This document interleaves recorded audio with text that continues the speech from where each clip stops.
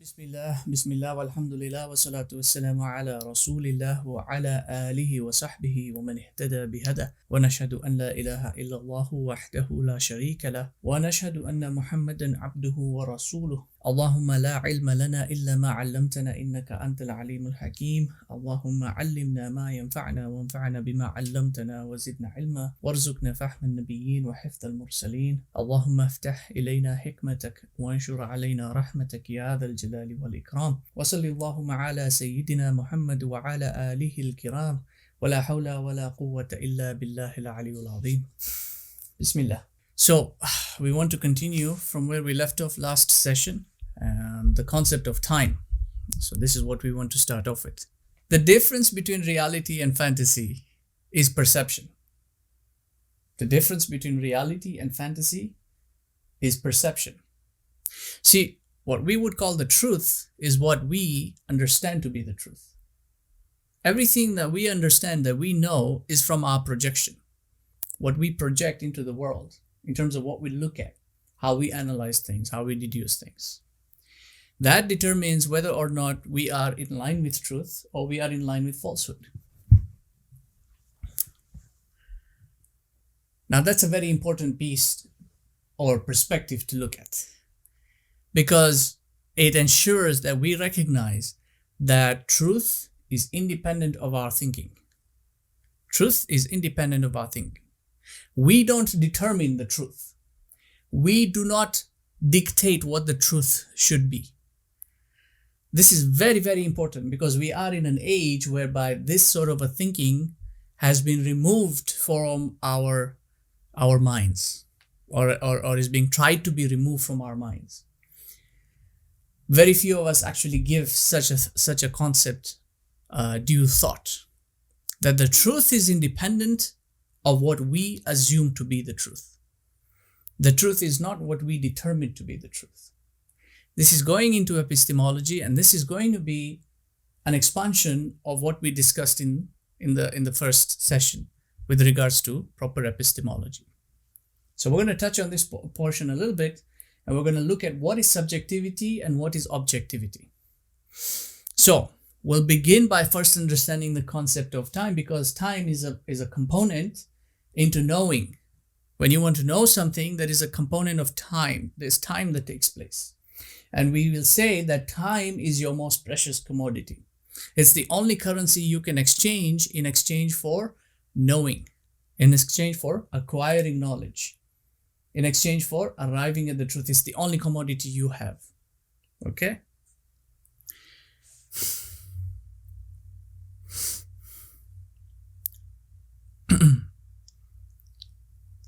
So, we said in the last session that the human mind, the aql, cannot be idle. The mind is always active. It has to be active, even when the body is at rest, even when the brain is shut down. And this is true.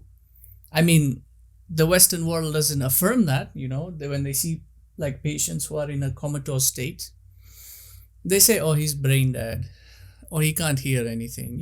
When people talk to their family relatives who are in that state, and they try to speak with them, give them assuring words and such, and the doctors come in and say, oh, he can't hear what you're saying, or he doesn't recognize anything, it's not there. It's false. It's true in one regard. It's factually true in one regard, because the brain is not functioning, which means the senses are not functioning. So the person, in terms of hearing and looking and talking, whereby the ears are utilized, or the eyes are utilized, or the tongue is utilized, those functions might not be there. Okay? But insofar as the being is concerned, the individual, the soul that is occupying that body, and the mind is a component of the soul. It's not a component of the body. This is why we distinguish the terms. We said the brain is ad-dimagh and the mind is al-aql. And there is a distinction between the two.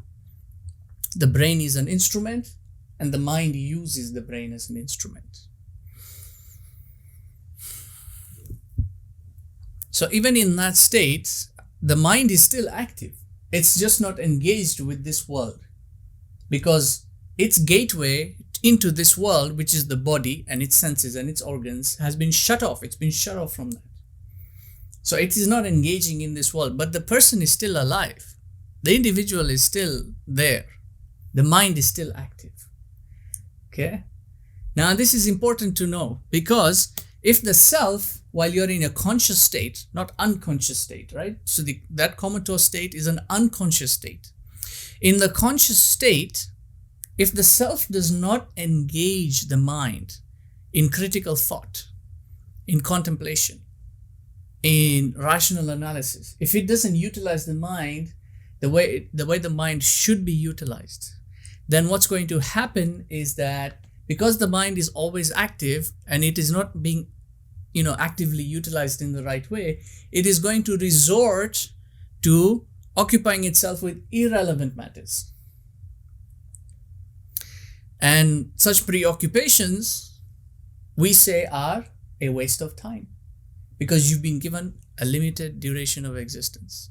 You're a temporal being. You are here temporarily. And anything that is temporary pertains time, not space. And this is why there's a difference between the two. In physics, they say space and time are entwined, but they are still distinct entities, what they call space-time. Okay? They call it space-time because anything that moves, there is a motion of, there's a displacement of space, but there is also a component of time. If I take this and I start my clock at 0 markers, at 0 point, and I move this from here to here, I can calculate the distance from here to here to say, let's say it's about 30 centimeters maybe. That's displacement through space. It moved in space. But when I started, the time marker was 0. Now when I finished moving it, the time marker is 1 or 2, meaning 2 seconds have elapsed. So there's a motion through time as well. And this is why the two are entwined, space-time. But they are still distinct entities. And this is because space is limited to the physical world only, but time is not limited to the physical world.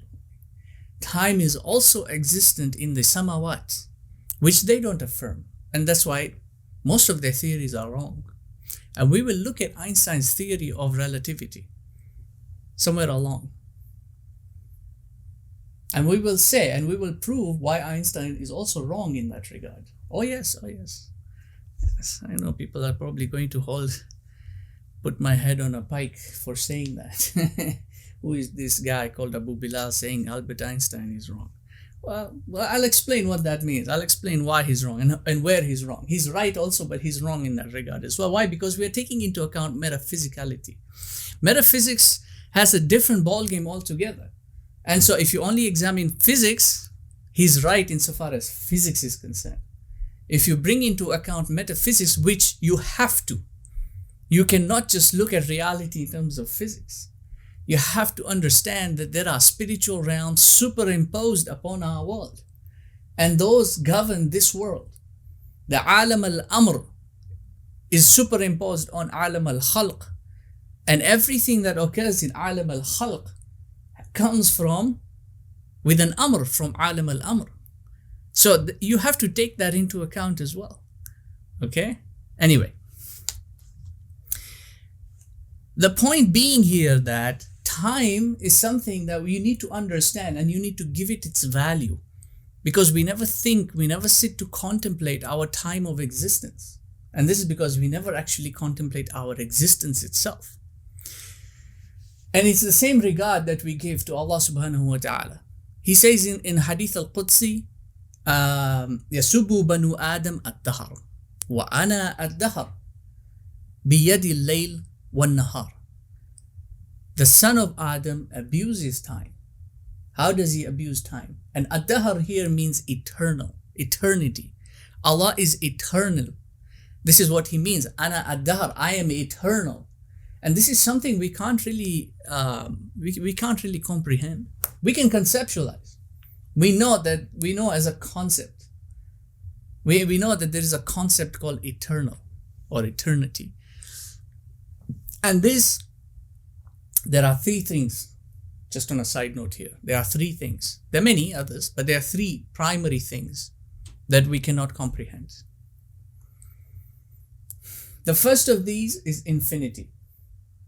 We can conceptualize these three, by the way, but we cannot comprehend them. There's a difference between the two. The first is infinity. We know that there is a concept called infinity. If there is one, and then there is two, there is three, there is four, then that multiplicity can continue onwards or endlessly. But we cannot comprehend what sort of a quantity infinity might be. Where does infinity lie? On the number line. You can continue 1 million. You can continue 1 billion, 1 trillion, 1 gazillion. You can keep going on and on with the numbers. Where is infinity? You cannot rationalize it. And this is why infinity itself is regarded as an irrational number in mathematics. It's irrational.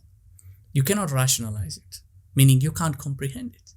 The second thing is non-existence. We cannot comprehend non-existence for the primary reason that we are existent beings. We don't know what non-existence entails. You see, we weren't there. And then Allah brought us into existence. And so all we know is that we were existent because our consciousness, our awareness is aware of existence. It is only activated when you are existent. You're not conscious when you're non-existent. You're not aware when you're not existent. So you can't comprehend non-existence. Okay? Let's leave that at that. The third piece is eternity. The reason why we cannot comprehend eternity is because we are presently existent in a temporal linear progression of time. Temporal and linear progression of time. Eternity does not work in the same way that time works in our world, in our present state. Eternity is not linear. See, when we try to think about it, we think eternity is like a number line. And time goes on and on and on, and then on and on and on. Whichever point in time you are in. If it's now present, then the past eternal, and then the present eternal. We think in that manner. And this is primarily driven by the language that we think in. If you think in English, then as I'm speaking right now, I said what? I said the past this way. And I said the present this way. Because from my perspective, if I was to write a sentence in English, in sequence of events taking place, then I will start from the left going to the right. And so the left would be my present where I start. By the time I arrive to my right, that becomes the present and the left becomes the past. So wherever I am, if I think in the English language, the past will always be to my left in orientation and the future will always be to my right. However, in the Arabic language, it's the other way around. And what's interesting about the Arabic language is, while English uses both numbers and language from left to right orientation, meaning quantity and quality is from left to right, linear progression. And it's very analytical and everything has to be in the right place, syntax, okay? All the words have to be in the right order. And so if I was to say to you that Zaid hit Amr, that sentence cannot be written in any other way. In the English language. Zaid will always be on the left and he is the one doing the action. As the action has been done, it becomes the past, right? And Amr will always be in the right because he is the future recipient of that action. Even when you picture the sentence in your mind, the image formed in your mind, I guarantee you can try this out. Zaid will always be on the left and Amr will be on the right, and the hitting will be from the left to the right. But in Arabic, I can say Daraba Zaidun Amran, or I can say Zaidun Daraba Amran. I can switch things around. I can move. This is inflection in language. It's very synthetic. It's not defined in a particular order.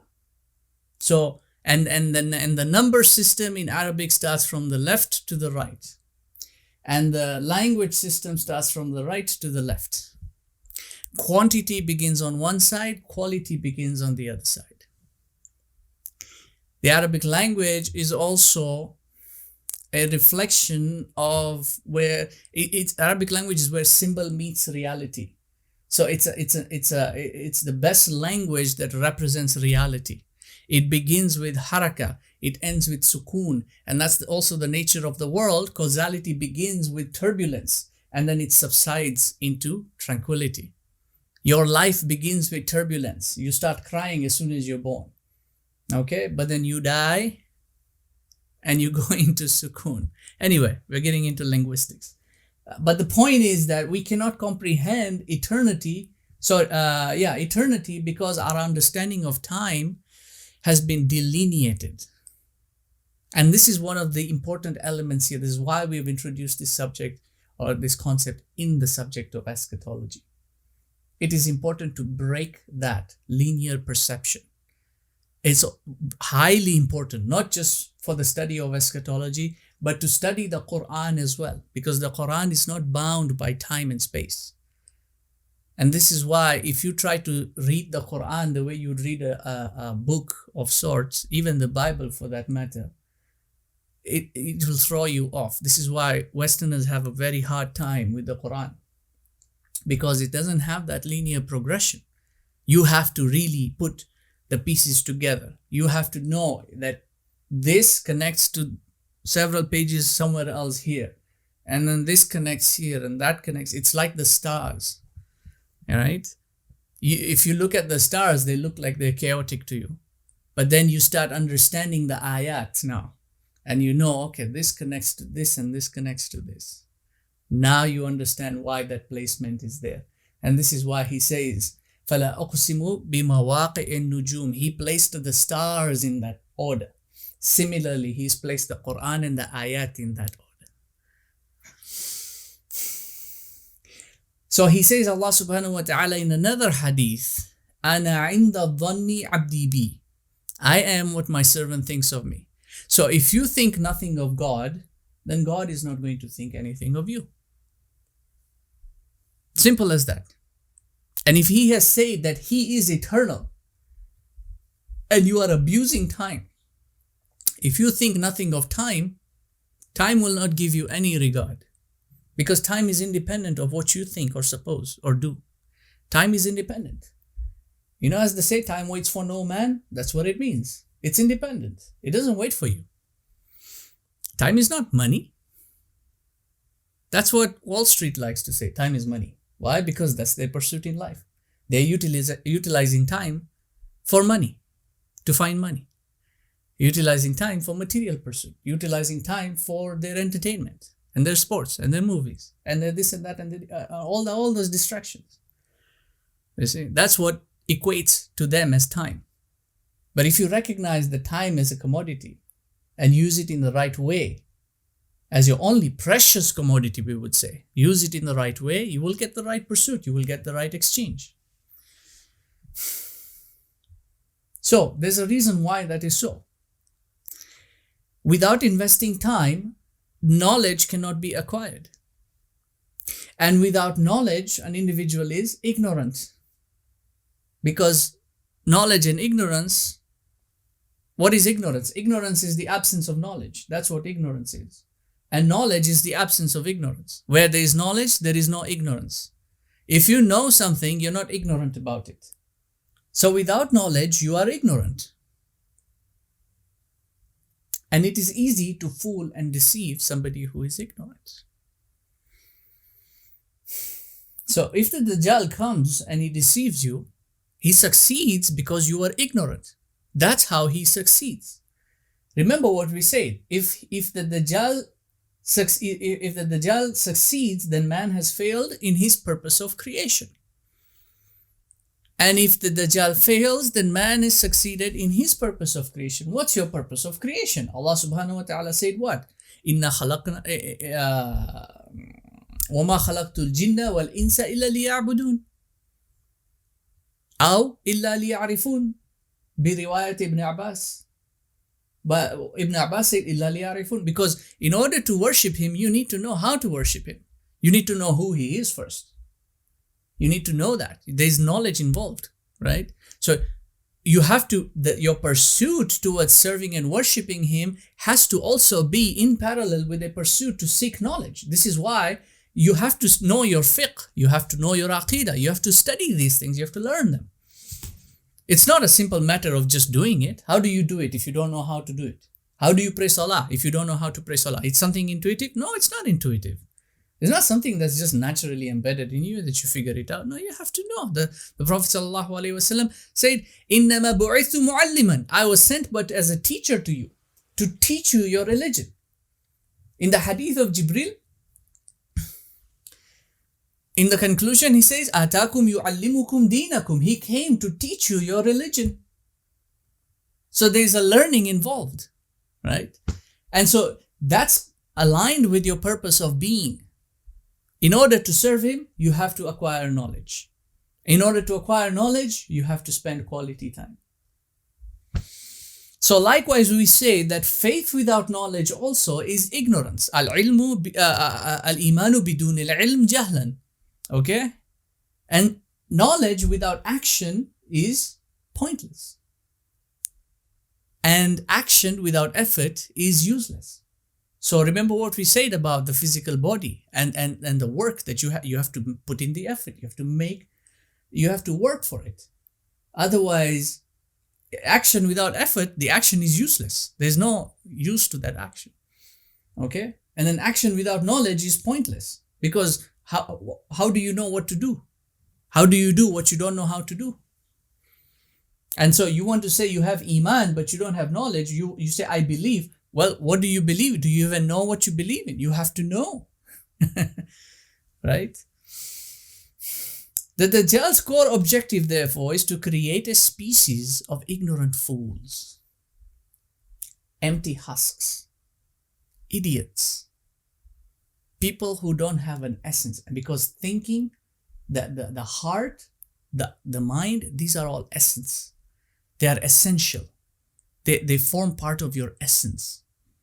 The Dajjal's job is to create people who are empty of these, who are just told what to do. They don't really understand what they're doing or why they're doing it. And these are easier to control. How?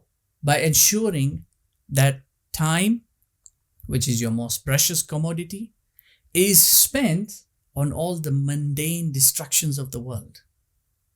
Movies, film, sports, football, politics. These are when one ends, another one begins. When one ends, there's always something new, something innovative coming up. Something new is always coming up. For what intent and purpose? To keep you distracted, to keep your mind occupied on these mundane things. This is why people keep saying, I don't get time to study. I don't have time to read. I don't have time to, do all these things. I don't have time to listen to your lectures. I don't have to. You have time. That's all you have. It's how you're using that time. And it's very important to recognize this, because we understand the world that we live in, then we understand what it is that's keeping us contained. See, most of us are employed. I'm not employed anymore, but I know what employment entails. I used to have to wake up at 5:30, 6 o'clock in the morning, pray my Fajr, and it was a rat race right after that. Sometimes I would have something to eat or sometimes I wouldn't, because I had to get to work 8 o'clock sharp. Otherwise, I lose my job. And then you're working through and through. And then lunch was half an hour for me. So I had 15 minutes to eat and 15 minutes to pray dhuhr. And sometimes I wouldn't even get a chance to do either of those if work became a priority. And then Asr is maybe 5 minutes if I can take a quick break. I'm home, it's Maghrib time.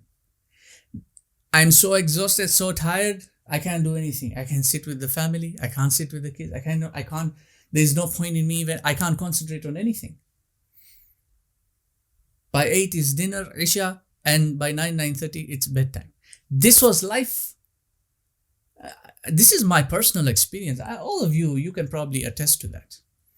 You can all attest to that. Everyone can attest to that. That's life for most people. There's no time to do anything. Why? Because time is being taken away. The system is designed to do that. Whether it's the educational system, the working system, the financial system, whatever system it is, the system has been put in place to do just that, to keep you as occupied as possible so you do not have time to do anything else. And the most that most Muslims are able to do is to squeeze in 5 or 10 minutes here and there to pray their salah. That's it. Most Muslims, that's the most that they're able to do. And so when the deceptions come, they haven't been able to study enough, to know enough, to recognize that they're being deceived. You see the problem. You see the snowball effect that results from that. Now, I'm not saying you quit your job and you whatever, but think about this. Really think about this and start working towards changing your life. Really do that. Think about it. I had to quit my job. I had to leave it. I couldn't take it anymore. I had to leave it. I said, there's no way. There is no way I'm going to fulfill my akhirah so long as I'm occupied here. I had to do it. And I had to say, you know what? Rizq is from Allah. It will be very difficult. There will be no finance for some time, but I'll figure it out. I'll see what to do. Allah subhanahu wa ta'ala will facilitate for me. It was a very difficult decision to make, but the decision had to be made. I know some of you have also made a similar decision. Anyway, sidetracked.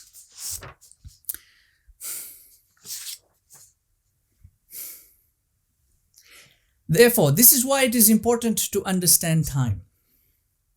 Not only in the mechanical count. The mechanical count is what we count. Hours, minutes, days. We manage time according to that, right? We say, okay, 1 hour to do this and then 15 minutes to do that. So we need to know the count. Allah said you should be able to develop a count. So there is a count. But the count of time is not time itself. The count of time is just an instrument. It's just a measure. However, we say that time is an element of perception. Time is an element of perception. That's the question I asked you in the beginning. What's the difference between reality and fantasy? It's perception. How much time you dedicate to something will determine whether you arrive at its reality or you get hung up and conclude it's fantasy, or vice versa. If time is mechanized, then perception will also be mechanized. If time is qualitative, perception will be qualitative. If you dedicate qualitative time, you will have a qualitative perception of reality instead of just quantity. Now, what do we mean by mechanized? Time being mechanized. Mechanized by definition is the turning and or corrupting of something from its essential qualitative state into something of a mere quantity. For what intent? For the intent of controlling it and manipulating it. Qadr is, qaddara yuqaddiru means he has the ability to measure things. So Allah has the qudra, he has the power because he has a full measurement of everything, including time. But time is the one thing that these people can never measure. Time is the one thing that they can never measure. And this is why we said it's the one thing that, or among those three things that we cannot comprehend because we can't measure it. Right? It's the one thing they can't measure. And they try to measure it by doing what? By quantifying it. Because if you can quantify it, then maybe you can measure it. And of course, their pursuit of controlling it is so that they can figure out how to time travel. This is where their fantasy kicks in. Reality and fantasy. Because if time is mechanized, perception is also mechanized. And so if perception is mechanized, then they cannot distinguish reality and fantasy. So their fantasy is to control time so that they can time travel. Go back in the past, go into the future, change a few events here and there, figure things. Anyway, stupid people, stuff rules. And so we say that for you to acquire qualitative knowledge, you must spend qualitative time.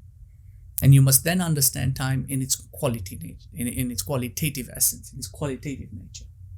It's not just hours. It's not just seconds. That 12-hour division on the clock, that 12-hour division, it's completely arbitrary. You can derive different mathematical formulas to change that from 12 hours to an 18-hour system. You can do that. You can. I don't have the time. I could have explained the math to you. And it's not included here, but it is in my other book, inshallah, which I will publish. You can change the system. You can change the numbers. You change it from 12 hours to 36 hours. A 36-hour cycle. A 36-hour day. Really, it's just a number. You just change the numbers. And you give the right proportions and divisions. It's a completely arbitrary system. And therefore you cannot put your entire focus and attention on that arbitrary system. Respect as its limits, insofar as it being a count or a measurement of time. Okay, an account and a measurement can differ. I can take the exact same space, this much, and tell you that this is either 2 feet, or it's 24 inches, or it's 60 centimeters. 24 and 2 and 60 are all arbitrary numbers. Whichever one I use, whether I say 60 centimeters, or I say 2 feet, or 24 inches, whichever one I use doesn't change this space, this distance. The distance remains absolute in its regard. That's the distance. Whichever measurement or instrument of measurement I use doesn't change its reality. You need to understand its reality, not its measurement system. This is my point. Understand time itself. Don't focus too much on the measurement or the instrument of measurement. Otherwise, you end up mechanizing your perception to the mechanical instrument. Allah has given you asbab, but He has given Dajjal instruments. Don't worry about his instruments. Focus on your asbab. Focus on the means that He has given you. Those are qualitative. That's just a mere quantity. It is important in the subject of study, and why we have included here, because a lot of the prophecies made have a component of time. The Prophet ﷺ said about the Dajjal, he will have 40 days. Now, if you're going to think in the 24-hour system, you will be counting 40 24-hour days. And that's what people are doing. But then he also said, يَوْمُكَ سَنَةً يَوْمُكَ شَهْرٌ وَيَوْمُكَ جُمْعَةٌ وَسَائِرُ الْأَيَّامِ كَأَيَّامِكُمْ. There is a day that's like a year. If you're going to think in 24-hour system, you're going to be sitting there with, calculator and doing all the math. And seriously, people are doing that. It's so stupid. I don't understand why people are doing that. They're sitting there counting. Oh, okay, one day, 24 hours. Okay, 1 year, 365. So 365 days plus 1 month, 30 days, plus. This is what people are doing. Because you're thinking in terms of the instrument. You're not thinking in terms of the essence. And we'll get to this hadith, this portion of understanding what is the first day like a year, what is the first day like a month, how long of a duration is it, what is the meaning of yawm in Arabic, even in the English language, what is the meaning of day? Day doesn't mean 24 hours, and this is why in the Arabic there's a difference between yawm and then layl wa nahar. You see? Anyway, we'll talk about this inshallah. But there are many hadith of a similar nature, where like the Prophet ﷺ said, the time is going to move faster towards the end of days. A day will be like a year will be like a month like a week like a day like an hour, the hour like the kindling of a fire. How do you understand that? Is time going to start jogging fast? If it starts moving fast, and if we say that time is moving, then we would turn time by definition into a quantifiable object that occupies space. Do you want me to repeat that? If you say that time is moving fast, then you turn time, in that statement, time becomes the object that is performing the action of motion, and motion is performed in space. So where exactly is time going if time is moving? Where is time going if time is moving? You see how perception changes between what would be fantasy and what is reality. I will explore all these elements, inshallah. We'll explore all these elements. So that concludes our chapter number 1 with regards to the concept of time. I just wanted to introduce this, but we will talk about them as the concept is applied throughout the book, inshallah. We'll talk about this in more detail. We'll also examine brother, what's his name, Sheikh Einstein's theory of relativity and general relativity. We'll look at that as well. Should we break for Maghrib? Yeah, let's break for Maghrib. Yeah, because I think it's already time for Maghrib. Then we can continue with chapter 2, inshallah. Jazakallah, barakallahu fikum. Bismillah, alhamdulillah, wa salatu wa salamu ala rasulillah. Bismillah. Our subject now goes into chapter 2, which is page 45. And we are going to be looking at subjectivity and objectivity. This is important. It's an epistemological subject in and of itself, but it's important because we spoke about how in-depth the study of the end times is. And a lot of it goes beyond what you can physically see. And so subject study alone does not suffice. There has to be penetration. You have to go into the depths of something. Okay? So, if we assume that the Dajjal or the Dajjalic agenda has got only a physical manifestation, then a causal approach to its study would be fitting. Again, a causal approach would be such as a political analysis, because politics is physical, it's manifest, it's part of the mundane affairs of man. So it's something that you can observe and you can theorize on. And so that approach would be fitting to that concept, that piece of it. If we assume that the Dajjalic agenda and the Dajjal is a fiqh issue, for instance, then an approach from a fiqh perspective would be more fitting. Okay? And if we assume that the Dajjalic agenda is an ideological attack, then we have to approach it from a philosophical perspective. You cannot address ideology using fiqh. Okay? You can't address politics using fiqh. And you can't address fiqh using politics. Okay? You can't address politics using aqidah. Every respective component has its own approach. And insofar as the Dajjal is concerned and the Dajjalic agenda is concerned, we say that his attack is from every single point of view. And this correlates with Gog and Magog in that regard. وَهُمْ مِنْ كُلِّ حَدَبٍ يَنْسِلُونَ. Okay? That Gog and Magog are active agents and participants in the Dajjalic agenda. People usually assume that these are separate entities. They're separate entities, yes, but they all have the same agenda. And we say that the Dajjal is using Gog and Magog to enact his Dajjalic agenda, or Gog and Magog are riding on the Dajjalic ideology. And this is why وَهُمْ مِنْ كُلِّ حَدَبٍ يَنْسِلُونَ also pertains to the Dajjalic agenda, in that it is attacking from every point of view, every aspect.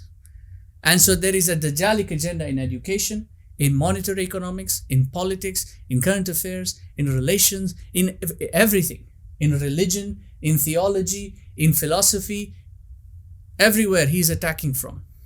He's going to swoop in from every direction. And he says it himself, Hadith Tamim ad-Dari. He says it, I'm going to spread out all over the world. Meaning he's going to attack from every front. So we are looking at it from a philosophical perspective for two reasons. That there is an ideology behind the overall umbrella of the Dajjalic agenda. Okay? There is an ideology. And because there is an ideology, that ideology encompasses all the other fronts as well. And this is why, because it's an ideology, we approach it from a philosophical point of view. And then we also look at number 2, that the philosophical point of view should not conflict. Remember this very carefully. The philosophical approach should never conflict the fiqh and our aqidah. These are our foundational sciences. Our philosophical approach, line of reasoning, the logic that we apply should never conflict our fiqh and our aqidah and our Quran and our hadith. Because remember the foundation, we are building the foundation. The line of reasoning comes after the foundation is built. And if the line of reasoning conflicts the foundation, the epistemology is wrong. So long as the line of reasoning, the philosophical line of reasoning, is in harmony with the foundation, our epistemology is sound. Additionally, we are approaching it philosophically, but we must also, it is not a one-man show. We are all in this together. So we should also all collectively approach it from other aspects as well. We have to look at it from an aqidah perspective as well. We have to look at it from a fiqh perspective as well. There is a fiqh in eschatology. Remember this, there is a fiqh in eschatology. Because we are living in these strange times, we need a fiqh by which we can follow. We need to know how we will perform our salah. The Sahabas asked the Prophet ﷺ when he said about his day will be like a year, his first day like a year, they asked, how will we establish salah? That's a fiqh issue. Isn't it? That's a fiqh issue. So we need to look at some of these elements and see how the fiqh will be established.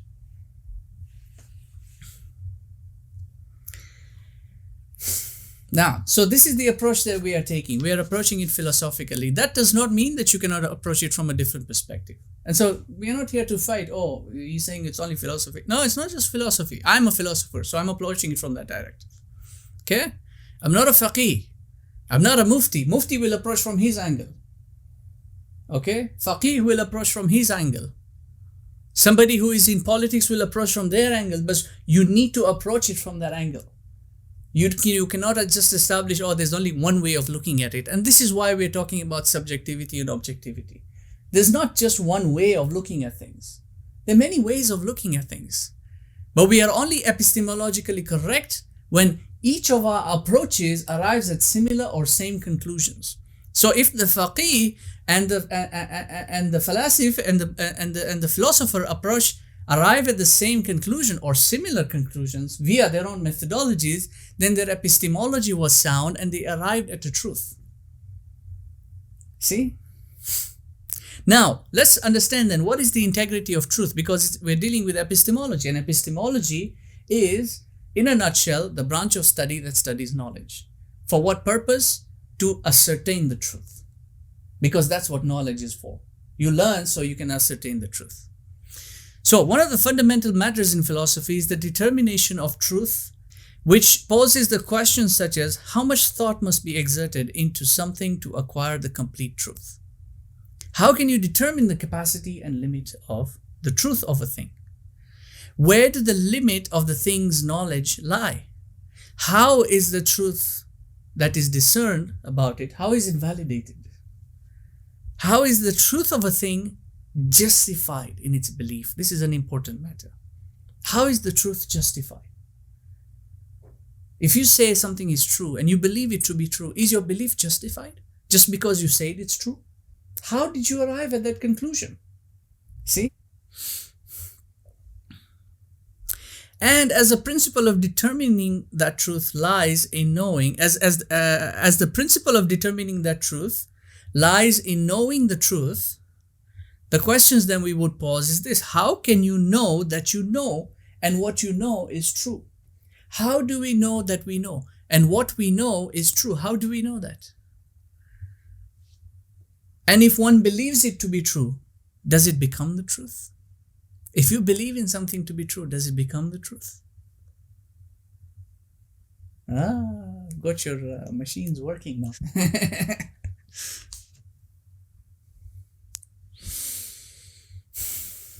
Informal logic, and logic is the instrument that we use for reasoning. It's one of the instruments because our minds work in a logical way. So the science of logic enables us to understand the finer workings of the mind and how we arrive at conclusive facts or truths or sensible lines of reasoning and such, right? So in formal logic, we've got two processes of reasoning. One is called inductive reasoning. The other one is called deductive reasoning. Inductive reasoning, and both of these work with universals and particulars. Universals and particulars. What are universals? What are particulars? Particulars are things like semantics, facts, figures, equations, numbers. Those are particulars. Everything that occurs in this world of phenomena is a particular. Universals don't exist in this world of phenomena. What is the world of phenomena? It's this world of causality. It's our world of causality in which things happen. And so when you see something happening, you say it's a phenomenon. Okay? It's a phenomenon. It's a happening. Universals don't exist in this world. Universals are from alam al-amr. So I'll give you an example. You can look outside and see a tree. That tree will look similar to another tree, but they're not the same. And every tree in the entire planet, on the entire planet, is different from every other tree. No tree is identical to the other, although they look the same. There are universal elements that tie them together. And so the tree is a universal concept, that there is a trunk, there are branches, there are leaves, there are roots. That's the universal concept. But no one tree can be pointed out and said, this is the universal tree. This is the origin. This is the asl. No one tree can take that position. No one can say that. So if I say tree, you know what that means. If I say tree to an English speaking person, he knows what that means. If I say shajara to him, he has no idea what that means. Now, if I go to an Arab and I say shajara, he knows what that means. If I say tree, he has no idea what it means. You know, ma ma'ana tree hada. What are you saying? What is the meaning of this tree that you're talking about? Right? Now, but if I say to him shajara, he knows what that means. If I say to this one tree, he knows what that means. They're both thinking about the same thing, but they both have different understandings of that. What's tying the two together? It's the universal concept. Can you see that universal concept? You can't. Can you touch it? Can you feel it? You can't. It doesn't exist in the world of causality. You see?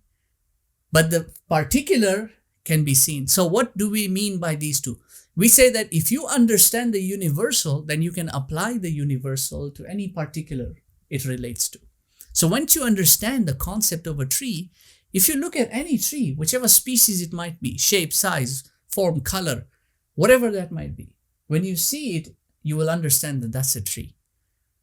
You'll understand, because so what you're doing is you're applying the universal to the particular. Everyone, wade? Understood? So inductive reasoning uses, and deductive reasoning also uses a shift between universals and particulars. Inductive reasoning moves from particulars to establish universals. That's inductive reasoning. Deductive reasoning moves from universals to establish particulars, or from established universals to understanding particulars. That's deductive.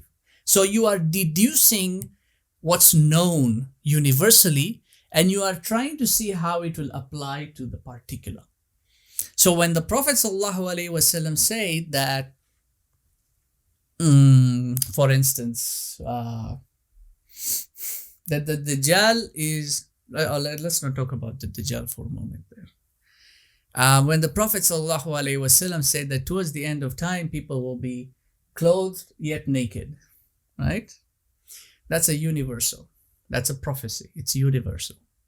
Now you can go into the marketplace and see whether that universal applies to a particular that you witnessed today in the marketplace. Okay? Or you could go to the beach. That's a different particular. Why? Because the circumstances changed. Or 10 years down the line, somebody else might do the same thing. 50 years ago, somebody else might have done the same thing. All those are particulars. And so you see whether that universal applies to that particular. That's deductive reasoning. You're looking at the universal and you're seeing how it applies to the particular. Okay? The same thing applies to the Quran. Prophecy and the Quran, they don't speak in particulars. They speak in universals. And this is why they are always true. This is one of the beautiful aspects about revelation. It's always true because it's universal. It's not particular. Why? Particulars change. Semantics change. Facts change. Universals don't change. That's why they're called universals. Inductive reasoning goes the other way around. You look at a bunch of particulars and you try to put them together. You reconfigure them and you build a universal. It's like mixing ingredients, for example. Okay, you can take bread, cheese, tomato sauce as 3 basic ingredients. And I can configure it in such a way to make a pizza. Okay, the pizza is universal now. I can reconfigure those same ingredients and fold them up in a different way and make a pie. Now the pie is a different universal. Same ingredients, same particulars, different configuration. That's inductive reasoning. Now that's a very slippery area to be in. Because how do you know that universal is true? How do you know that the configurations you did is correct? How do you know that the numbers you took, put it into an equation, is true? Now, it can be logically sound because you can build a logical system and have a sound logic. But how do you know it's true? Because we say as a principle that the logic can be sound but not necessarily true.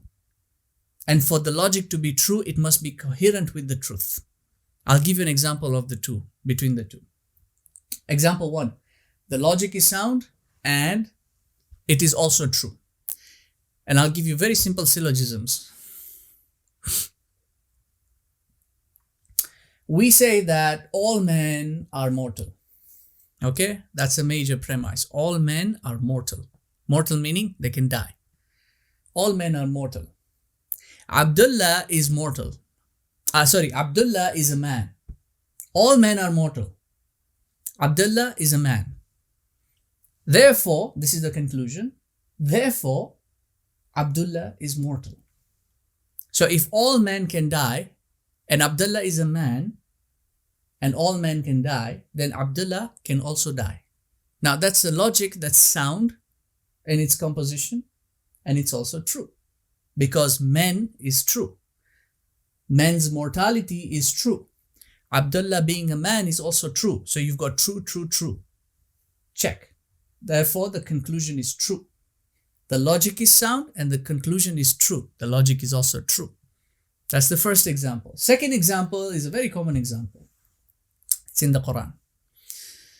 And it's in the Quran. This is the wisdom that Allah has put it in the Quran to show you what it means to have sound logic that's not true. And this is Iblis's line of reasoning.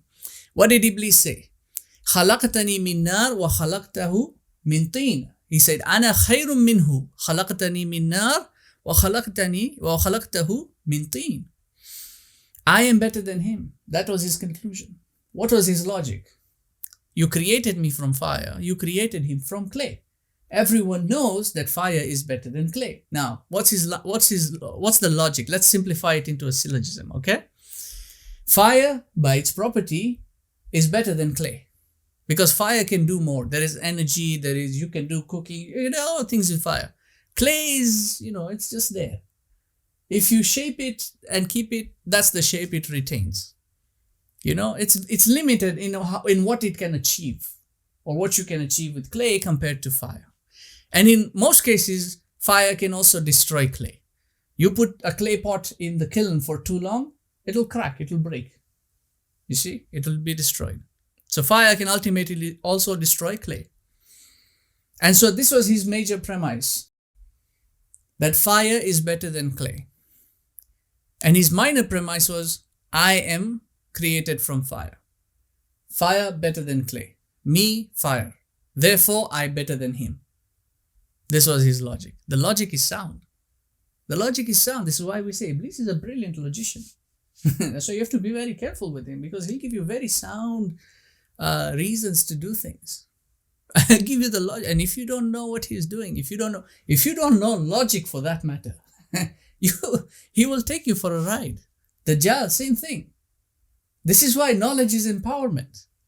Learn the sciences so that you don't get easily deceived. If you know logic, then when the ideologies are being presented to you and they are being drafted in their fine logic and sound reasoning, it's not easy for you to get carried away by it. Because a lot of people get carried away by it. You see?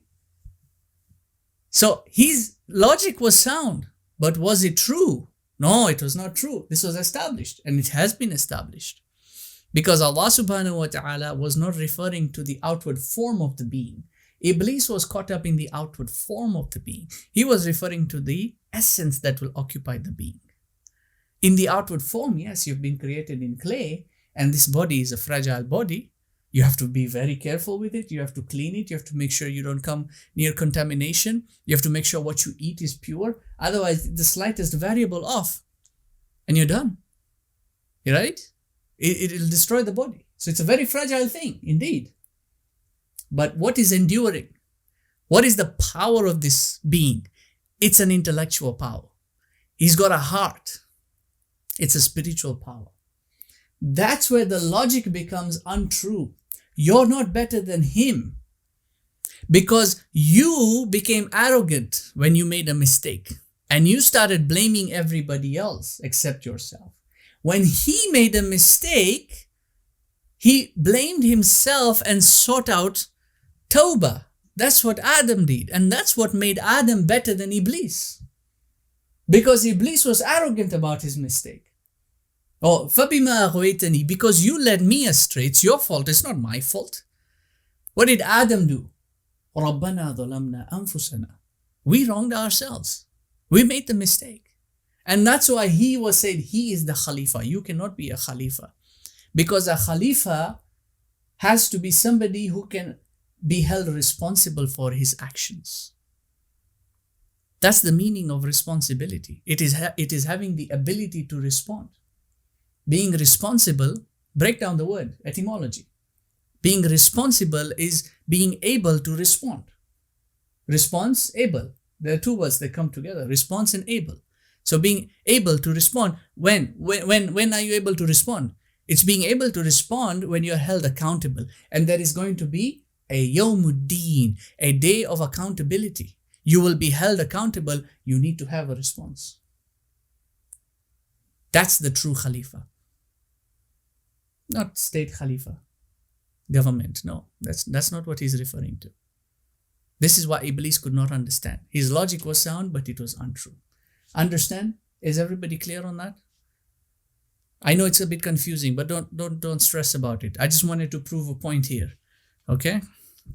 About the difference between inductive and deductive reasoning.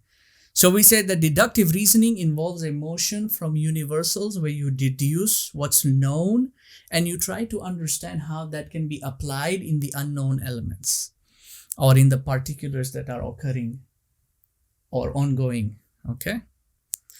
So we say that our epistemology dictates that our universals are deduced from the Quran and Hadith. That's why we deduce our universals. And this, by the way, is how the Muslims developed the sciences. People like to say, oh, they took it from the Greeks and they took it from the Indians and they took the subjects from them. They took the subjects from the Greeks. They took the subjects from the Indians, from the Chinese. This was all knowledge. Where did the Chinese get it from? Did they just cook it up? To every nation we sent a messenger. Isn't that what Allah says? So their knowledge had to have come from a source, from the same source. Not from the Quran, but from the same source, from Allah subhanahu wa ta'ala. And this is what the Muslims did. They took that and they looked for the coherency of truth. There were certain things they rejected. There were other things that were not established. You see, there were some mistakes made in those sciences, and those sciences have been refined over time. Ilm al-Kalam was one of them. In the early stages, it was a very dangerous science.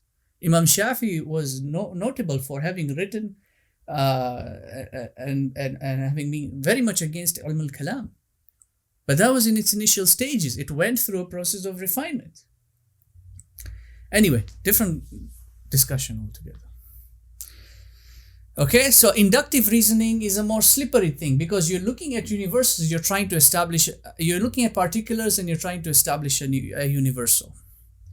But you need to verify that universal, because going back to that epistemological question, how do you know that you know? How do you know that what you know is the truth?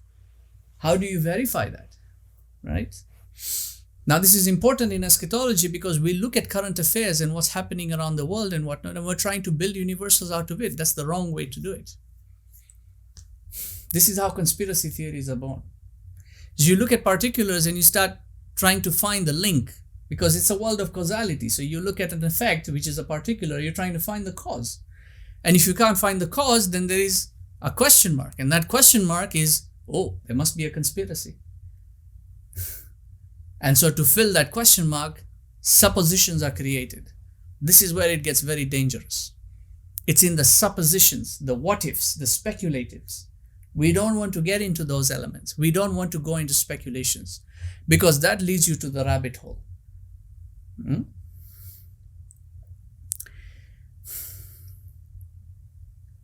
Now, both inductive and deductive reasonings partake in the inner dimensions of human thought. It's in the aql. Okay, this is what we meant by the term philosophizing. What is philosophizing? It is to think critically. It is thinking critically to applied or to derived elements that are either from knowledges that are already known or knowledges that are unveiled or revealed. This Ghazali makes the distinction between ilm al-mu'ammala and ilm al-mukashifa in his Kitab al-Ilm, Ihya Ulumuddin. The knowledges that are demonstrative, sciences, material sciences, for instance, these are demonstrative knowledges. Fiqh is a demonstrative knowledge. Lugha is a demonstrative knowledge. Okay, these are things that you can establish. There are known elements in there. Then you have ilm al-mukashifa, knowledges that are continually unveiled or revealed. What they call discoveries. They discover it. We don't say that. We're not discoverers. We believe that Allah reveals it unto us. So people, brilliant scholars, ulama, go into the Quran using what's already known, min al-ma'lum ila al-majhul, using what's already known from the tafsir, from the language, from the sciences, and they go in and they try to come up with newer and newer understandings, deeper understandings. Now understand also, because the line is so thin between the two, you have to recognize that doesn't mean that the Quran needs to be reinterpreted every 100 years. No, that's not what we mean. And this idea of reforming the religion so that it is now dynamic and it changes and we need to change Islam to suit the modern, no, that's not what we are talking about. We're not talking about reinterpreting the Quran to fit into to modernity. We're talking about going in and understanding something else now, a different meaning that can be derived from the Quran. And then there is a process of verification. You have to look for again going back to the epistemology. This is why we say ta'wil should never be done until tafsir has been established. If you don't understand the tafsir, don't try to do ta'wil. Tafsir will elaborate most of what you need to do in ta'wil anyway. And when you do the ta'wil, you will be able to see, does it make sense? Is there coherency of truth? And so we say that there is a progression. There is a movement between subjectivity to objectivity and objectivity to absoluteness or absolute certainty. Subjectivity is what we call haqqun nafsiyya. Objectivity is what we would call haqqul mawdu'iyya. And then absolute certainty is what we will call haqqul yaqeen. What's the difference between them? Subjectivity is from your point of view, or his point of view, or that one's point of view. Everyone has a point of view because we're all looking at things depending on where we are. If I make the statement that Zaid hit Amr, from my point of view, Zaid is on this side. From your point of view, Zaid will be on that side. Because your perception, your point of view is different from mine. Your left is not my left. My left is here. Your left is over there. Your left is my right. So your perspective is different from my perspective. We could be looking at the same thing, the same object, the same text, and we'll have different understandings. That's why, because perception is different for each and every individual. And this is why, anyway, I'll get to that later.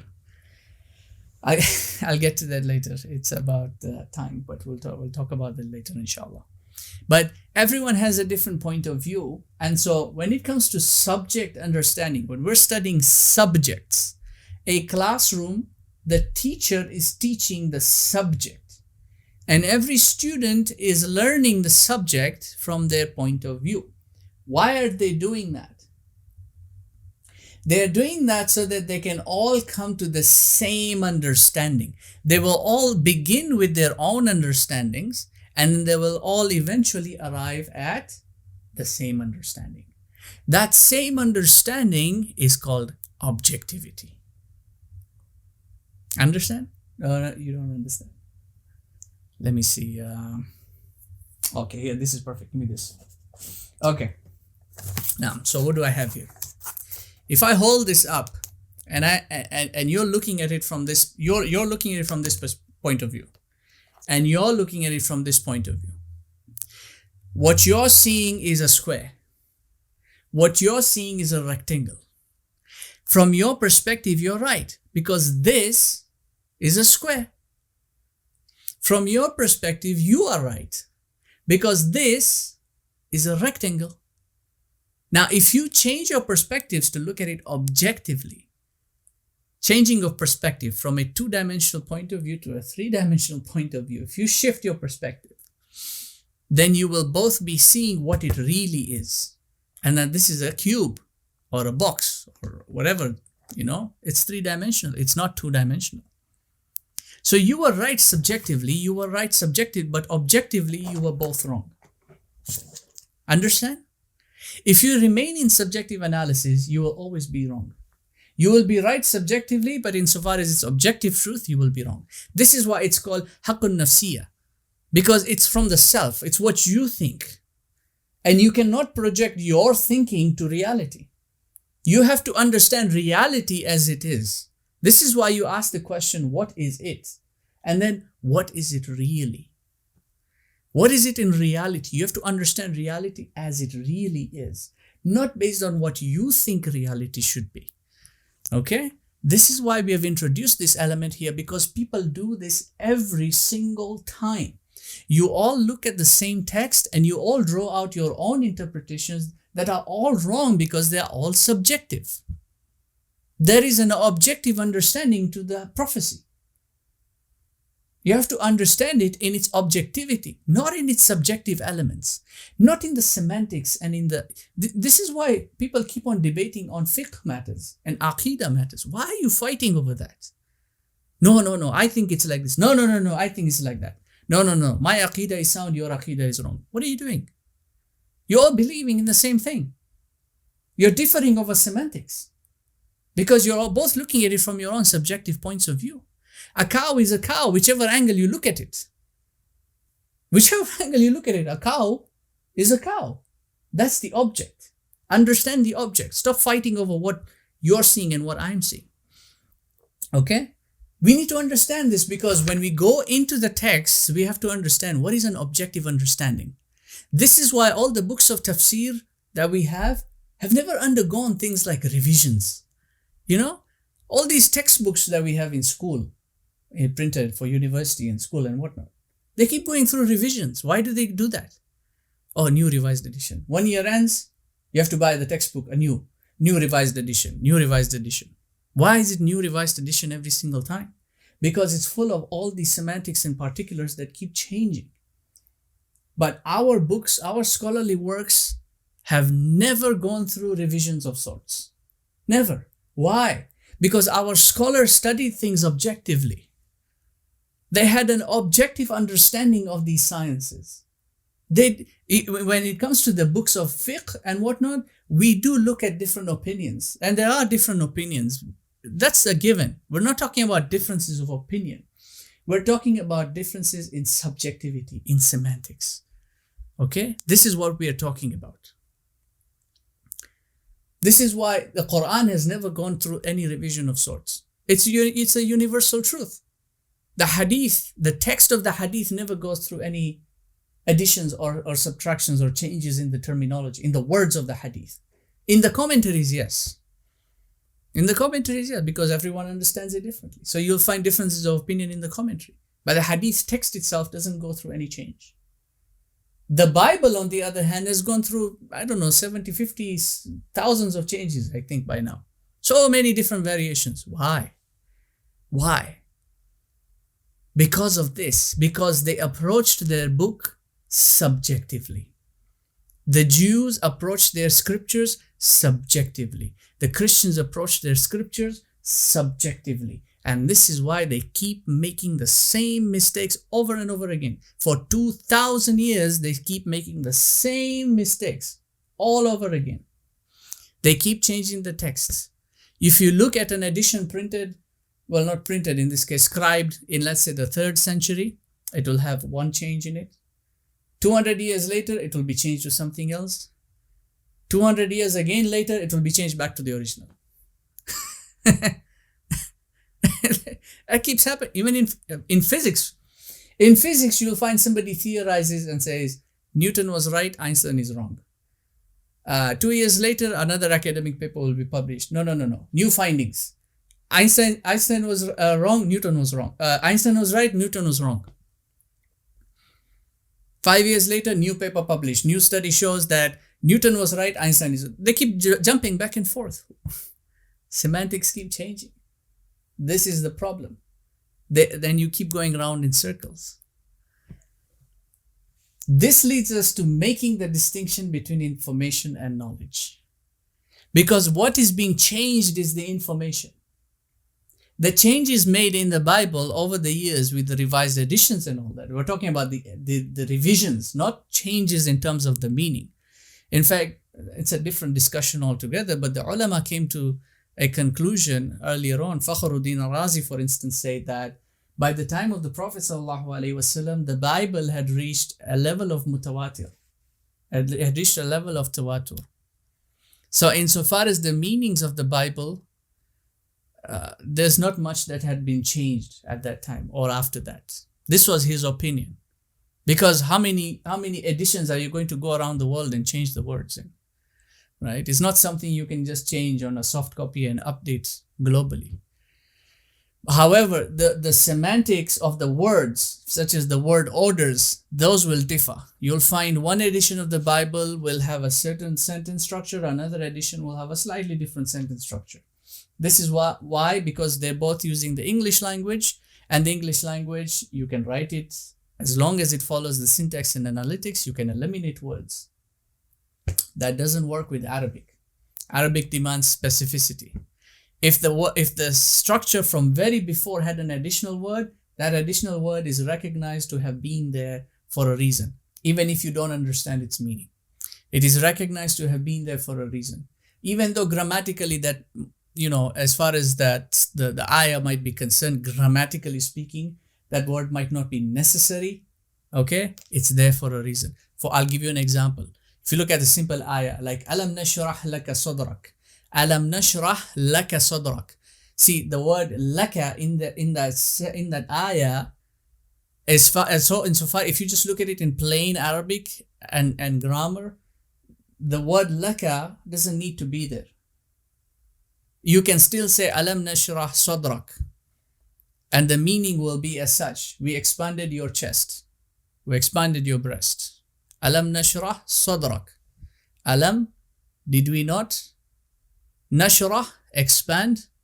Sadrak, your chest. Removing that laka in between, as far as the grammar is concerned.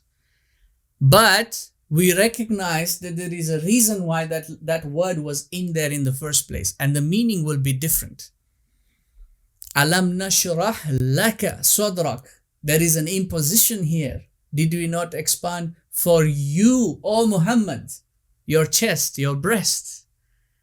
You see, now the meaning is different. It's not just a passive statement, it's an active statement. It's not just, we did this. It's we did it for you. Remember, this is what Allah is saying to the Prophet ﷺ. Remember, Alam nashrah laka sadrak. Did we not expand for you your breast? Remember, there is feeling, there is emotion. The meaning is different now. So this is why the Quran was never examined in that sense or edited per se, so that a revised version could be deduced, could be removed. Okay, anyway, different discussion. The point is here, information and knowledge. Because if it is only perceived as information, then information can be altered. You can shift the numbers about. You can change it from a spreadsheet to a graph representation because the information can be manipulated.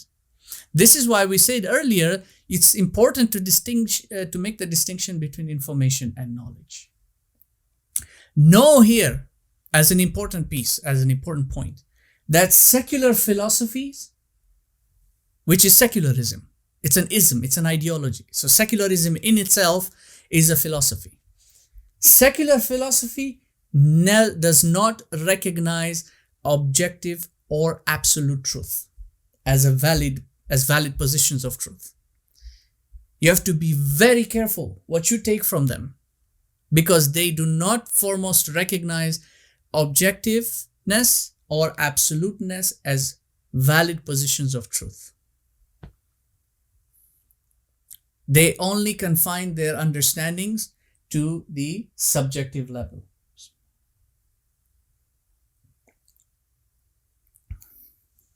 In other words, only that which can be vetted from their academic aspect, and that academic aspect in and of itself has got empirical proof, and that empirical proof in and of itself can be seen, touched, felt, heard using the senses. In other words, all their knowledge comes from senses alone.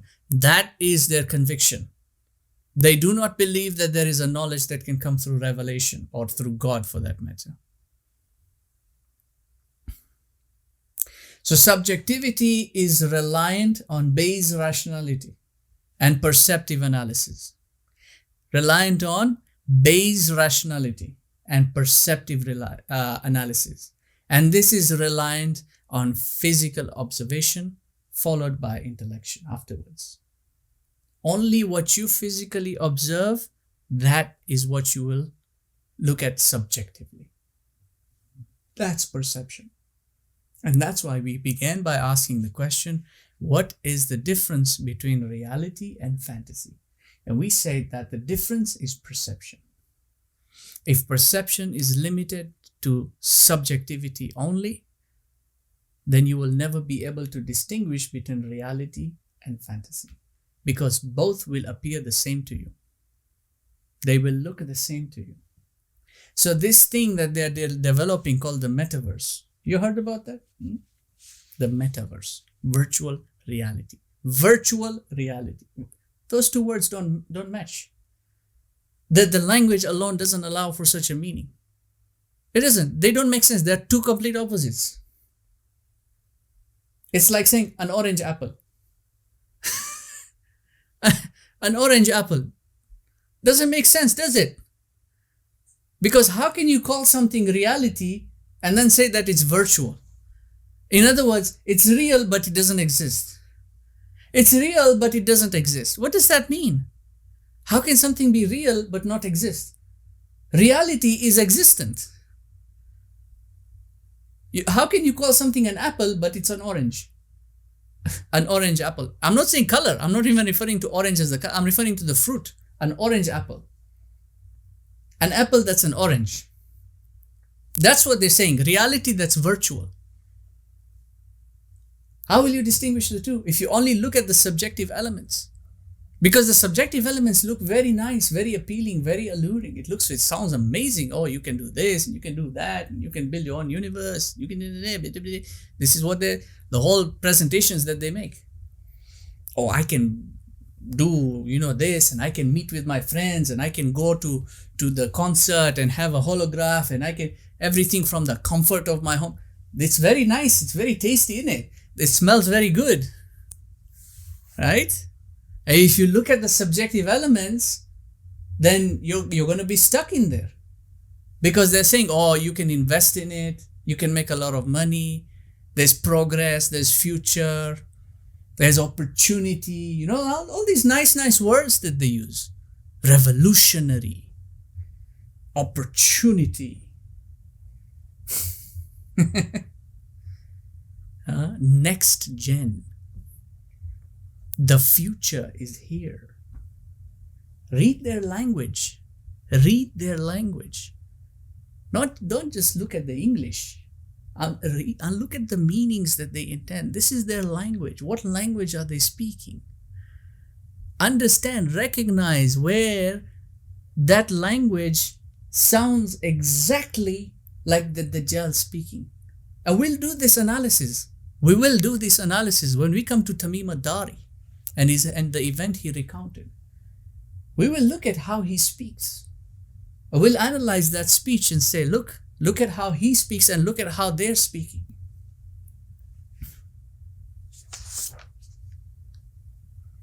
So we say that information is subjective because it only provides what and how. What and how. There are three elements to logic. Let me just take a bit of time and explain this real quickly. There are three elements to logic. Logic, in terms of arriving at an understanding, has got three hierarchies of questioning. Okay? The first question that you ask is what? That's the what question. You ask, what is it? Now you can do this verbally or you can do it intuitively. But in any case, whenever you look at something, you're doing this automatically. You're asking what it is. Even if it's something you know, if it's something that's familiar to you, that's the question you're asking. When you're reading a book, you're asking, what is it? What does this word mean? What does that word mean? What does this sentence mean? So you're trying to draw out the meaning of what that thing is, or what that text is, or what you're looking at. This is known as quiddity. Okay? Quiddity or mahiyatun in Arabic. And what you're doing is you're abstracting essence. You're abstracting its meaning because you cannot take the physical object and put it in your head. You can't do that. I cannot take this and put it into my head and understand it like that. Okay? The only thing I can do is take out its meaning. And I can take its meaning, abstract it from the object, and that I can bring into my mind. So now I have an understanding of what this is. So even when this thing is removed from my point of view and you make a mention of it, I know what you're talking about. And the way we do that is by naming things. So this goes back to allama wa allama Adam al-asma'a kullaha. All the names of all, or all the names. So each thing has a name, and using that name, we can understand what it is. Because from the name, we can go into the definition, then we can go into the description, then we can go into the, and so forth, so on and so forth. Expand on its understanding. That's the first question. That's known as naive perception. Tasawwur as-sadij.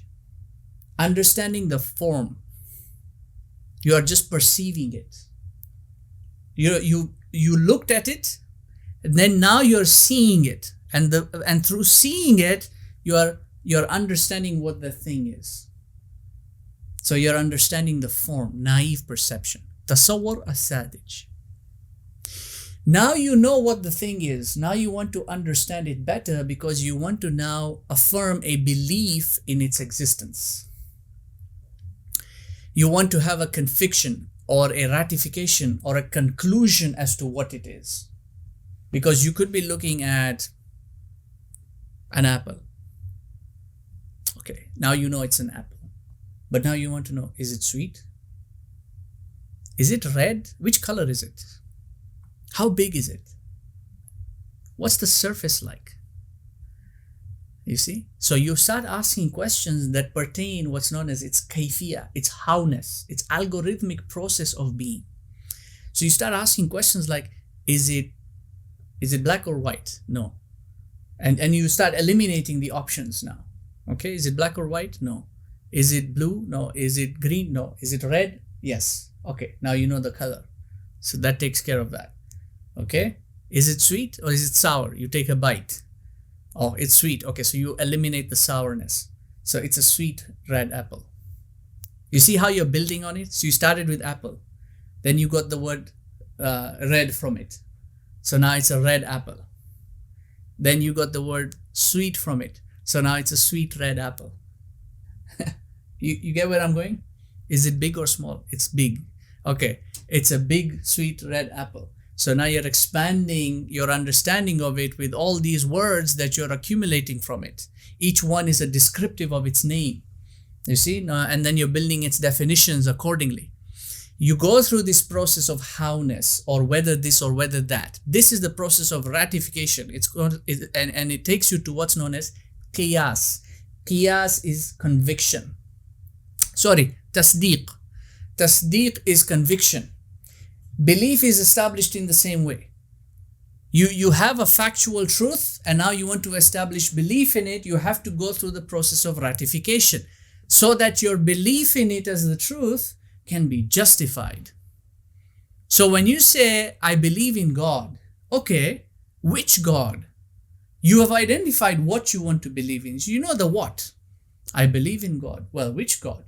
Is it this one or is it that one? No, it's not this one. You see, you go through the process of elimination until you have removed all the other impossibilities, and you have converted the possibilities into the necessities. Remember, I talked about this as technical terms. There are necessities, possibilities, impossibilities. Okay, that's in logic. Don't worry about that. But you've eliminated all that, and you've converted the possibilities into necessities. Now you have one. So if you look at Qul Hu Allahu Ahad, okay, there's a process of elimination there. Say that Allah is one. So you affirm the one by eliminating the many. You eliminate the many. And you eliminate composites of many into one. So you arrive at one as a wholesome. And because you went through that line of reasoning, you are able to arrive at a justifiable ratification. And this is what they say is one of the definitions of Iman. Imam al-Laqani says in his versification on Tawheed, he says in one of the lines, وَفُسِرَ الْإِيمَانُ بِالتَّصْدِيقِ, that Iman is understood as conviction. There is a conviction in the heart. The truth has transferred from your subjective analysis of looking at the outside form of it, its redness and its sweetness and its roundness and its bigness and its smallness, its howness. Those are all subjective elements. Since the red can change, it can become brown when it's rotten, or it could be green if it's a different species, right? Or it could be sour if it's, let's say, a different species, or it could be small if it didn't grow enough, or it could be bigger than that if it grew well enough. So all those semantics can keep changing. So that's all that is subjective. When you continue onwards and now you arrive at a conviction, that's when you have arrived at an objective truth. And so you can now affirm belief in the objective truth. So now your belief is justified. Wade, are you together with me? Now, that will then take you towards understanding the absolute truth. Haqqul yaqeen. And that's the third portion, the why question. That's qiyas now, that's reasoning. You see, you go from min al-ma'lum ila al-majhul, from the known elements to the unknown elements. Okay? And you cannot do that unless you have understood the foundations, unless you know the foundations, because you need to have the known elements. Then you can go into a line of reasoning into the unknown elements. So epistemology dictates that you build the foundation first with what is known. This is why we say you cannot do ta'wil, interpretation, unless you have done tafsir. Unless you've understood tafsir, you cannot go into ta'wil, because ta'wil is unknown. There is ambiguity there. Tafsir, there is certainty. So you start with the certainty, then you go into those elements. And that will take you towards absolute truth, haqqul yaqeen. And this is why we say that the information is only subjective. So the redness of the apple, or the roundness, or the bigness, or the smallness, or the sweetness, or the sourness, that's all information. You have all that information and you start filtering it out. You take elements that are true and you throw out the elements that are not. You see, so you ask the question, is it sweet or sour? The information you have is sweetness and sourness. That's the information you have. It can be one of these two. You eliminate the sourness after you have investigated, and you're left with the sweetness. Then you convert that now. Now you know. You know a truth. So now you have knowledge of that thing. And because now you have knowledge of the thing, you are able to formulate a deeper understanding of it. Now you're converting information into knowledge. That's why there's a difference between the two. Because you can look at information all day long, and what they're presenting to you in terms of their textbooks and their whatever and all the stuff that, you can have it on your device, and it's an age of information and everybody is smart. Smartness does not entail being intellectual. You could be smart, but doesn't mean you have knowledge. You can be smart. You can be smart, but doesn't mean you have knowledge. Tons of all these university graduates coming out, tons of information. I read this kitab and that kitab and this book, and I did this thesis and that. Tons of information. The same case applies to what you would term as so-called ulama. So-called. They are so-called because they're not actually ulama. They've studied this kitab and that kitab, this riwayah, that matan, this one shahr, everything. They can cite and quote and, throw this one and throw this citation. But where's the understanding? Where is the knowledge? It's not there. It is not there. The knowledge is not there. This is why we said, kamathalul himar. They are just like the donkey that has been laden with books. Right? So the information that we looked at, the subjective information that we looked at, can be true, can be false, or an admixture of true, of both. So you can have all the variables there, all the semantics in there embedded together. The sweetness or the sourness of the apple. That's all information. One, there is truth in it, there is falsehood in it. What do? You need to separate the two. I'm just going to read this out. Page 50. If one was to take a subject as an example, let's say physics,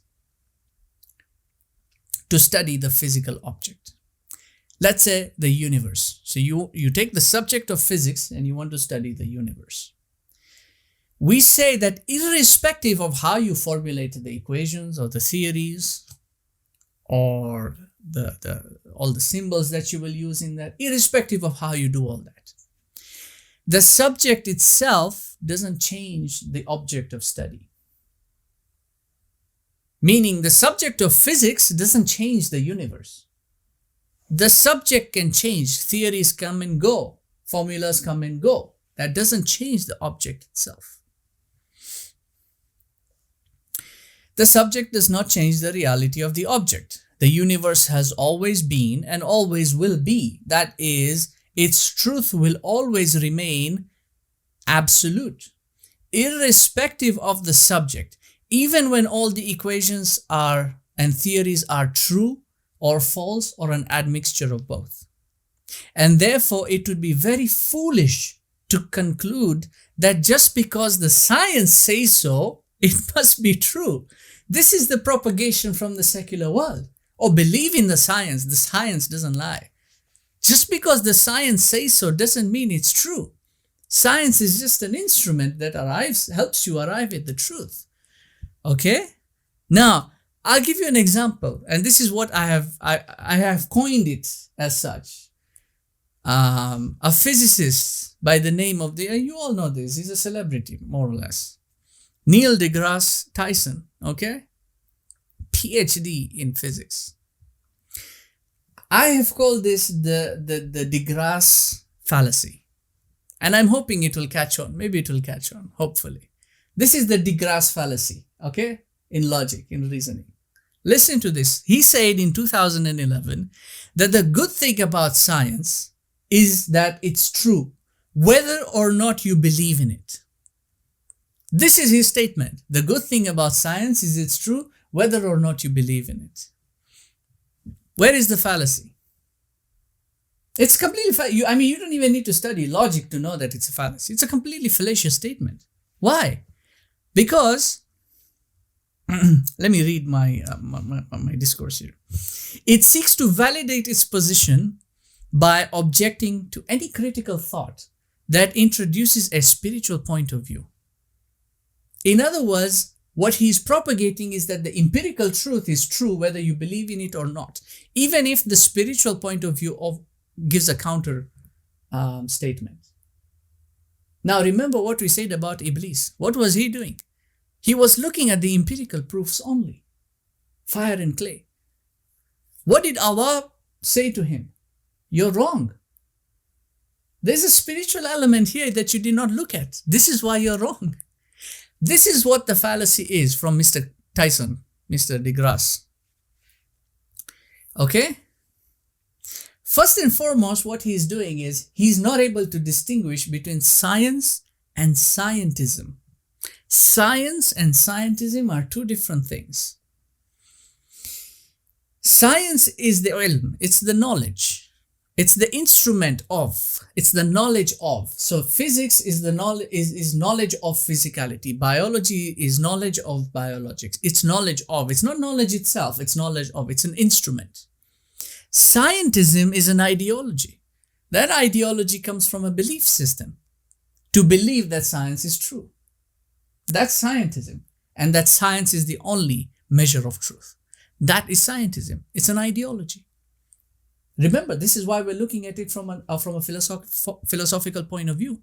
Because these are all the Dajjalic ideologies. This is what we have to encounter. And we need to be able to distinguish them and recognize them so that we can counter them. Otherwise, they are going to overwhelm us. Now, what he intends on projecting from that statement is scientism, not science itself. But he is doing that, and this is the fallacy, he is doing that by classifying science as an ideology. He's classifying the subject as truth. He's classifying what? He's doing what? He's turning subjectivity into absoluteness. You see, he's presenting science, he's presenting scientism as a belief because that's his belief. See, he believes in it to be true. So according to him, because he believes in it to be true, it must be true. And so what he's saying, if you don't believe in it, it's still true, whether or not you believe in it. But so long as he believes in it to be true, it's true. That's his fallacy. See? So it's a belief system, it's an ideology, it's scientism, khalas. If you break it down, it's very easy to understand. Further to that, the statement assumes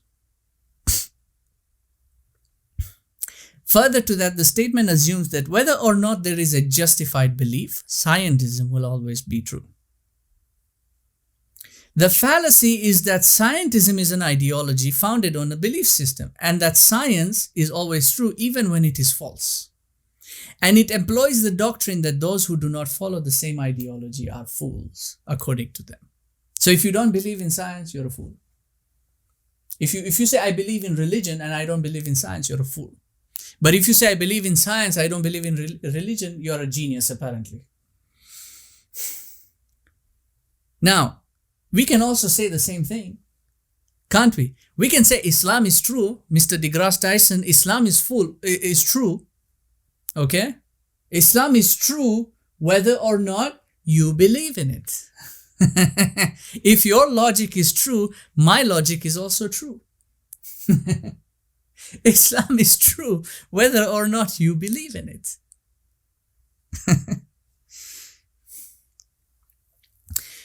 Many Muslims embraced Islam after critically examining it, and they concluded that it was true.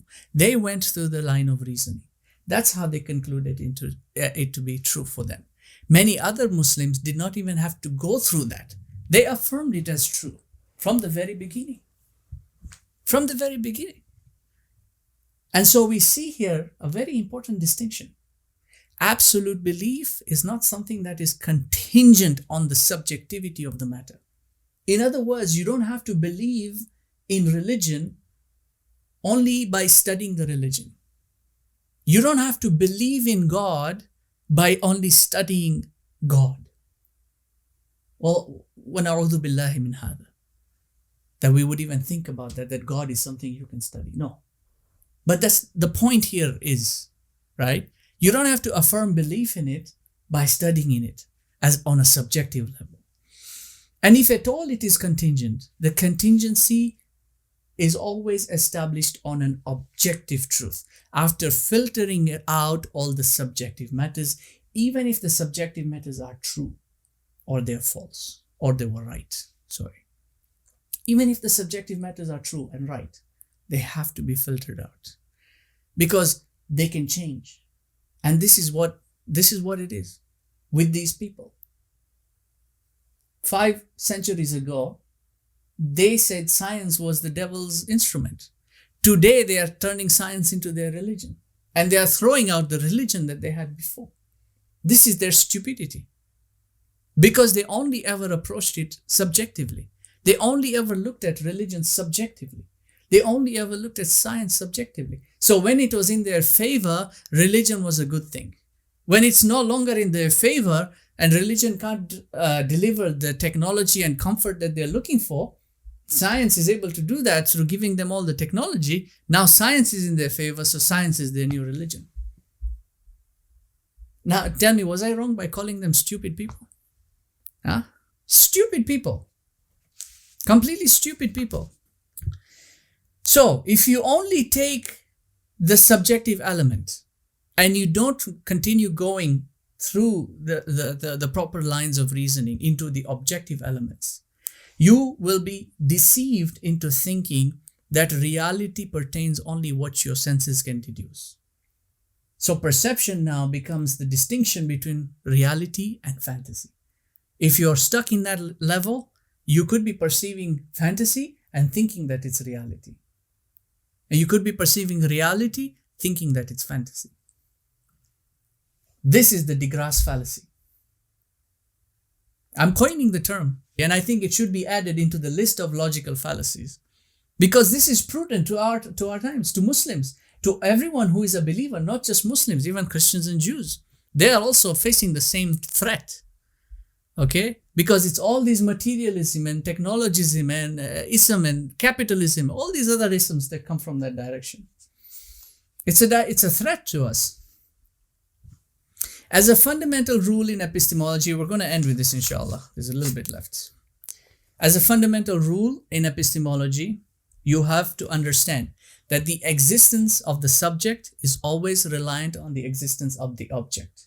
Physics exists because there is a physical reality.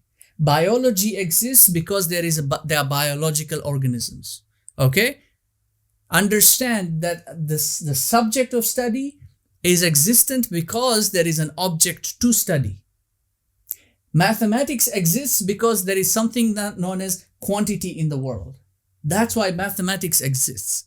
Mathematics does not exist because there are numbers in the world. Where are the numbers? Can you show me? Can you show me one in the air? Where is the number?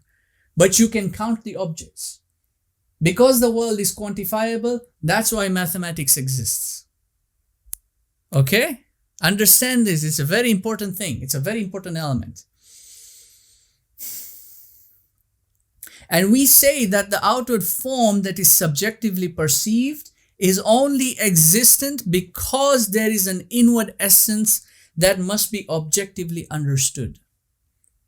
The outward form exists because there is an inward essence occupying it. This body exists because there is a soul in it. When this soul is removed, this body is going to go and deteriorate and it's gone from existence.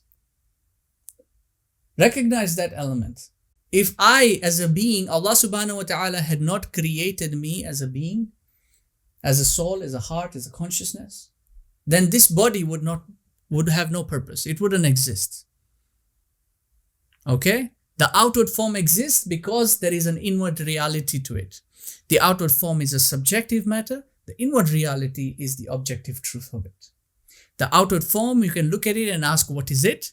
But as far as the inward reality is concerned, you would ask, what is it really? What is it really? You want haqiqah, reality. You don't want to be stuck on what's known as waqi'iyah. Waqi'iyah is the subjective aspect. It's realistic. That's the literal translation of the term waqi'iyah. Realistic. It's not real in that sense. It's realistic. It's a representation of what's real. So this form that you're looking at here, this body, this face, on these features are representative of me as the inward reality. Okay? Understand?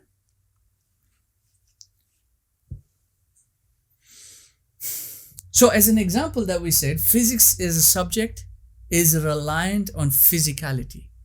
But it goes both ways. It goes both ways. Physicality, on the other hand, doesn't rely on physics. The object doesn't rely on the subject. The object exists irrespective of the subject. Okay? The Dajjal exists whether or not you study it. The de Grasse fallacy is in turning the subject into the object. He said science is true whether you believe in it or not. No, belief is true whether the science exists or not. Whether or not there is a science, you can still establish belief. And this is evident from human history. It includes the Muslims, the Christians, the Jews, the Buddhists, okay, the Zoroastrians, all these world religions, all of them going back all the way to the beginning of human history. Even without the science of Aqidah, there was still Aqidah. There was still i'tiqad, there was still a belief system. Without the science of fiqh, they still did fiqh. Without the science of logic, humans were still logical. The belief is true whether or not the science exists. This is Mr. de Grasse's fallacy. He's saying the science is true whether or not you believe in it. We say, no, brother, you got it wrong. You got it wrong. You need to go back to school. That degree, you need to check and see whether or not it's authentic. Double check the serial number. Or maybe it has an expiry date. Yeah? Maybe his degree had an expiry date and that, the knowledge expired on that date. You have to go back and renew. No, that's not how it works, brother. Whether or not the science exists, reality will always exist. Okay? Similarly, knowledge does not exist because information exists.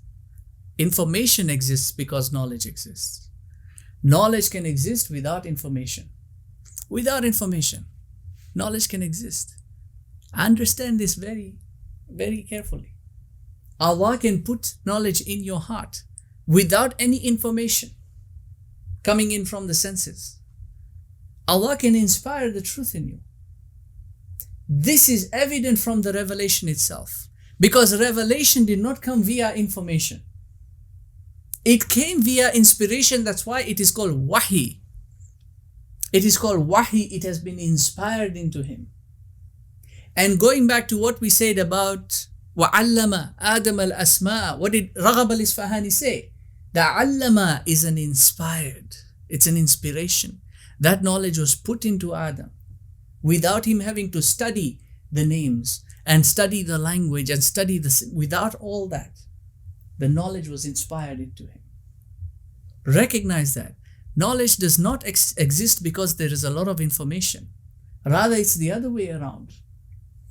In fact, the Prophet ﷺ said towards the end of days, knowledge will be removed from the world. So a lot of information is going to exist, but knowledge is very little. Because the hearts of men have become sealed. They have sealed their hearts. And so knowledge can no longer penetrate them. They can no longer get that knowledge in their hearts. Because knowledge exists in the heart. Information can exist in the mind and the brain. Knowledge exists in the heart.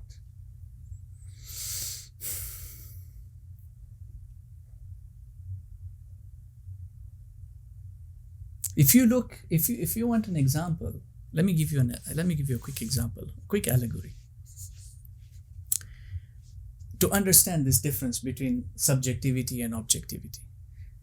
If you go into an empty room, you can conclude that there is nothing there. Okay? It's empty. You can conclude there's nothing here. But you ask the question, is there really nothing there? See, subjectively, you looked into the room and you said there's nothing there.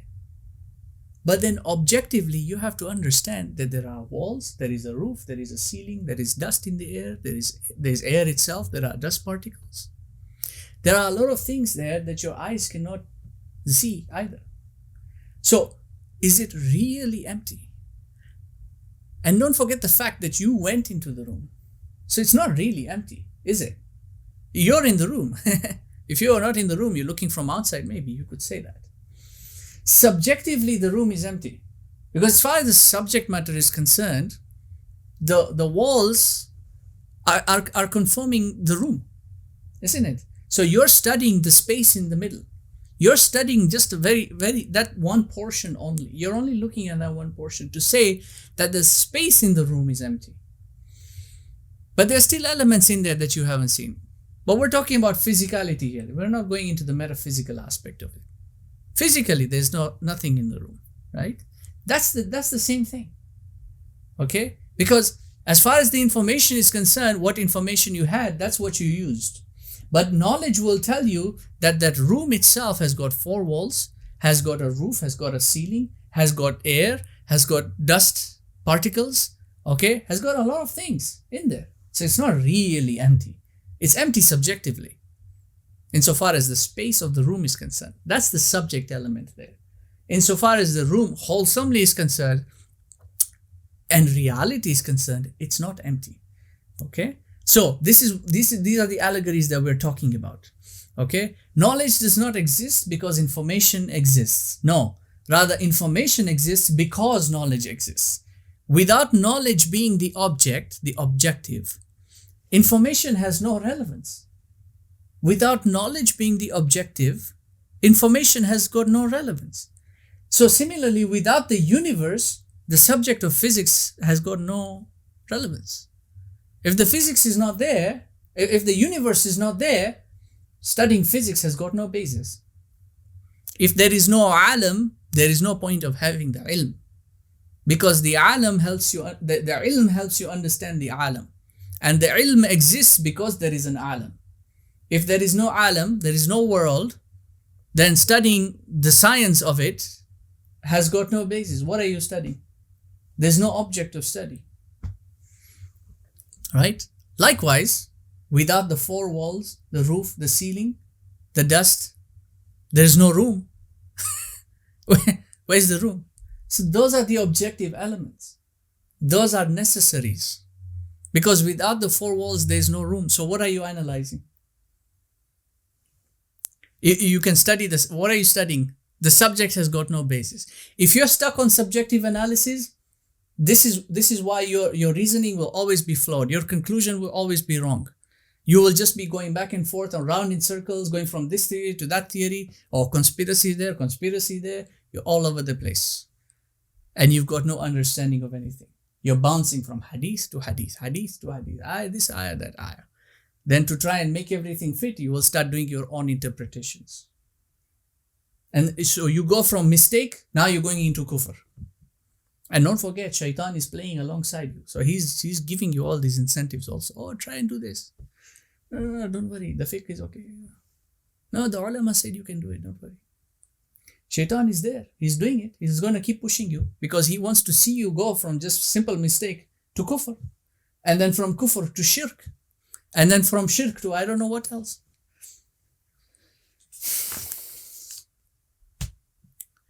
So, lastly, there are 1, 2, 3, 4 things I need you to remember. 4 things, okay? First and foremost, you should never assume a stance of accepting anything that you receive, even the contents of this book or the contents of this lecture. This is why I said in the very beginning, you should not accept my opinion until you have done your own study. Okay? Never accept anything just like that. Okay? This is why we have a chain of transmission in our tradition. We have an authority. Appeal to authority is a fallacy in logic, but it's a valid line of reasoning in our tradition. To say that so-and-so scholar also said this and so-and-so scholar also, my teacher also said this. There is a validity to that. You must validate. Allah subhanahu wa ta'ala says in Surah Al-Hujurat, Ya ayyuhalladhina amanu in ja'akum fasiqun binaba'in fatabayyanu. And in another qira'at it says, In ji'akum fasiqun binaba'in fatathabbatu. They have the same meanings. When anyone comes to you, when a fasiq comes to you, and I hate it when people interpret this ayah on fiqh basis. It's not just a fasiq. Anybody who comes to you with information, and the idea of it being a fasiq is that is established to be somebody who has no authority or authenticity. So you can trust people. If your father comes to you, he's not a fasik. You trust your father when he tells you, don't do this and this. Okay, so you trust him. But if some stranger on the street comes to you, okay, say don't do this and this, there's a bit of dubiety in there, right? There's some suspicion in there. Okay, and you can determine when people are being suspicious. This is one of the issues that anyway, we're not going into that too much. But the commandment here is that ensure that you validate, that you investigate, that you deliberate, that you authenticate. Okay, don't just take opinions left, right, and center. Don't just read everything and believe in it. That's subjectivity. Don't be in that category. That's the point of all this. Don't be on that level. Okay. Now, that is not to say that everything is false, nor is it to say that everything presented is just an opinion. No, there is truth in it. So this is why you have to be intellectual about it. You need to know how to differentiate and how to figure things out. You need to know how to analyze everything. It is to say that no matter what you hear from the world, you must always undergo a process of validation. And the key to validation is the objectivity and the absoluteness of the Holy Quran. That's the point. Assume that everything that you're receiving is information, first and foremost. Okay? And no, it's not just assume. That's a reality. Those who have done psychology, I don't know if you've ever heard of Glasser's theory of choice. Okay? Is it Glasser's theory? Anyway, it's theory of choice. Okay? And there are 10 axioms that he gives. The first axiom that he gives is that you cannot change others. The behaviors of others. You can only change your own behavior. Okay? That's the first axiom. You cannot change the behavior of others. You can influence them, advise them, help them along, so it's such and such. But you can't actually change their behavior. They'll have to do the change themselves. Likewise, you can only change yourself. That's the first. The second axiom is that we cannot really give each other anything except information. So I can't give you knowledge. You can't give me knowledge. What I can give you is information. And what you can give me is information. And therefore, what information you give me, I have to verify. Likewise, whatever information I give you, you have to verify. You see, how is that information coming? It's coming in terms of the language, the words. So you have to go and look at the meanings of those words. If I cited the Quran, then you have to go and look at the meaning of those words. That's all the information. You have to process it.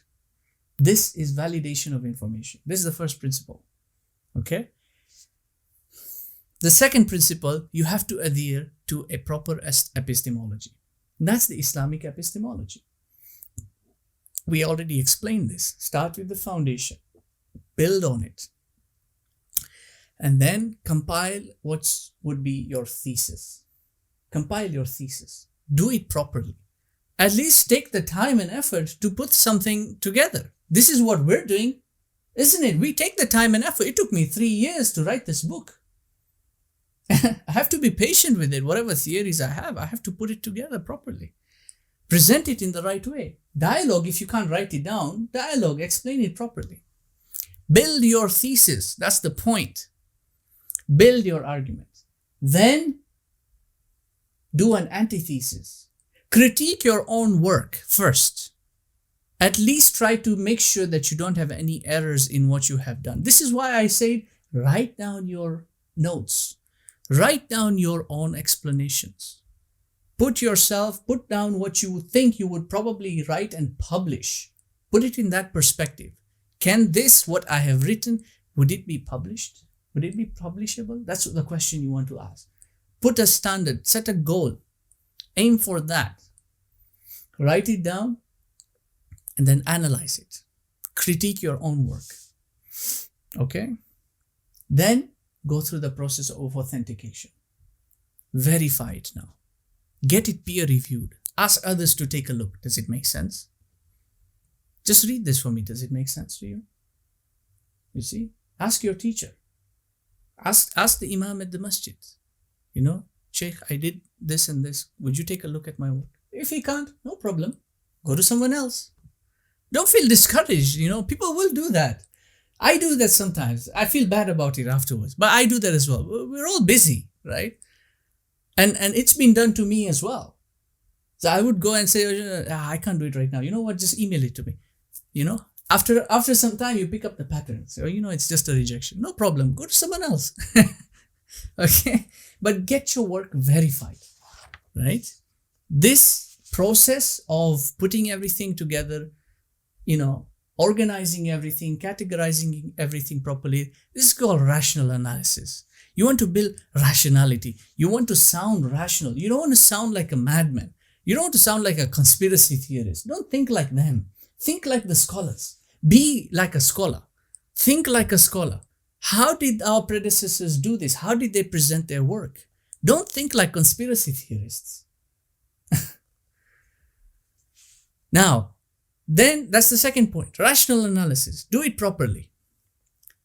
Then understand that even though a large portion of the Holy Scriptures have been left open to interpretation, recognize that only Allah subhanahu wa ta'ala knows the interpretations and the meanings of those ayats, the true interpretation. So recognize your limitations. That's my point. Recognize your limitations. If you don't know, ask those who know. And since understanding can vary from individual to individual, this is why we have scholarly debates. And scholars, by the way, can debate amongst themselves. But as a layman should never get into a scholarly debate. That's not your dominion. Recognize that element. Just because you read a couple of books doesn't qualify you to sit and start challenging a scholar's point of view. You can ask for clarification. You can ask for disambiguity. Could you clarify this point? You said this and this, and then you said this and this. Could you clarify? There seems to be a disconnect. You can do that, but don't sit there and start challenging them.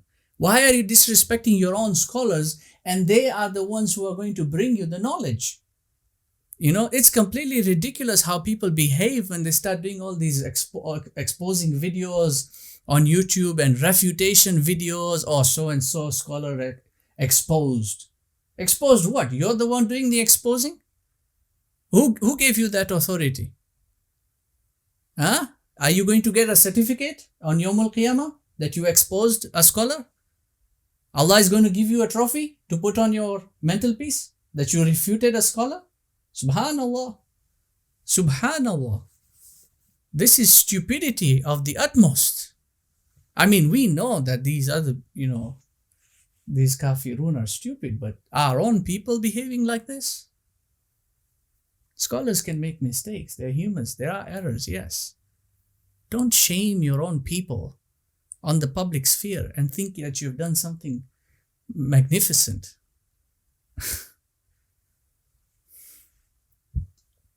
Finally, recognize that all knowledge, whether it's earthly, physically observable, through the senses, heavenly, all knowledge comes from Allah subhanahu wa ta'ala. Don't get arrogant with knowledge. This is the biggest mistake a person can do, is to become arrogant with his knowledge. Recognize that it comes from Allah subhanahu wa ta'ala. Even if it didn't come to you directly, it would come to you indirectly. Many great scholars, Allah subhanahu wa ta'ala put greater scholars in their path. He gave them the means to go and seek out these individuals and learn from them. This was Allah's doing. It was Allah who enabled them with the asbab. Remember this. Allah subhanahu wa ta'ala has given you the means. He will put the means in your way. Recognize that. Don't get arrogant with knowledge. Just because you had an inspirational thought, that in itself should not give you an incitement. Oh, I had a premonition. No, don't think like that. Do not think like that. That is the true pursuit of truth. That's how you will arrive at the truth. If you become arrogant with knowledge, that arrogance will prevent you from arriving at the truth. That's the question he asked Iblis. He didn't ask Iblis, why didn't you do it? Why didn't you listen to me? He asked Iblis, Ma mana'aka? What prevented you? What was it that prevented him? His arrogance. He was arrogant. That's what prevented him. Don't get arrogant. Let's end here, inshallah. May Allah subhanahu wa ta'ala protect us, guide us, and empower us to face these difficult times that we are now going to go into. The darkness that is unfolding, give us the nur, enables us to see and to navigate a safe and righteous path. سبحانك وبحمدك نستغفرك ونتوب إليك ربنا تقبل منا إنك أنت السميع العليم وتب علينا يا مولانا إنك أنت التواب الرحيم برحمتك يا أرحم الراحمين بارك الله فيكم والسلام عليكم ورحمة الله وبركاته جزاك الله خيرا. I'll see you guys in the next session inshallah. جزاك الله.